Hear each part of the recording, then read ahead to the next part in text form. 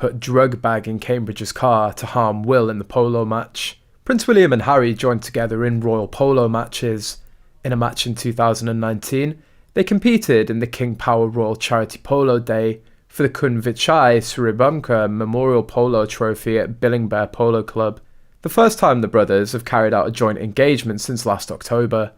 Kate appeared to cheer William, but we didn't see Meghan's appearance there.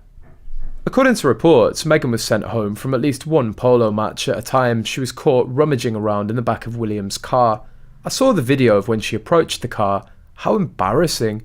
She purposely put something in William's car. It looked like a bag of drugs.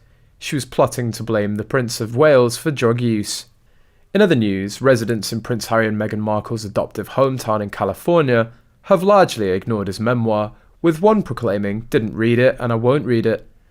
On the day Spare was released in the States, the owner of Tecology Bookshop in Montecito said she didn't sell a single copy.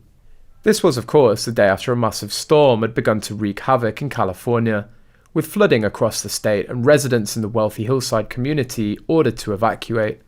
But even since that day, now things have calmed down and people are back in their homes. Bookshop owner Mary Sheldon says she's only shifted around 30 copies.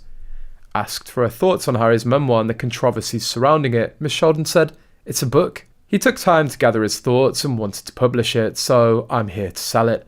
I think most people up here think of it as a bit of a soap opera." The Guardian reports that the lack of interest in Spare in Montecito could be because the town of around 10,000 people respects the privacy of celebrities that live there, who include Oprah Winfrey, Ellen DeGeneres, Gwyneth Paltrow and Katy Perry, as well as Orlando Bloom. Montecito Trails Foundation president Ashley Mayfield said one of the foundation's board members bumped into the Duke of Sussex in the mountains and the prince helped him move a tree that had fallen onto the trail. She said, "I think he really wants to be a normal guy in town." And she says that she isn't surprised residents don't really speak about the Sussexes, adding that the extreme weather of the past few years has reinforced resistance to the celebrity publicity machine that many are trying to escape by living there. Miss Mayfield said, "Life up here isn't all about gates and money and celebrity. There's a mutual respect and consideration because of what can happen and what we've lived through as a community."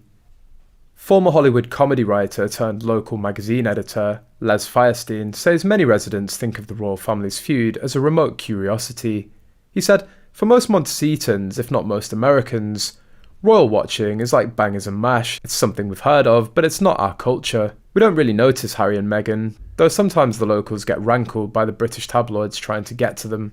Montecito's most celebrated author, T.C. Boyle, gave his opinion on Spare by simply saying, "Didn't read it and I won't read it." British expat and royal expert Richard Minyards, who writes for a Montecito newspaper, has read the book from cover to cover. He said, "I think the whole thing is reprehensible.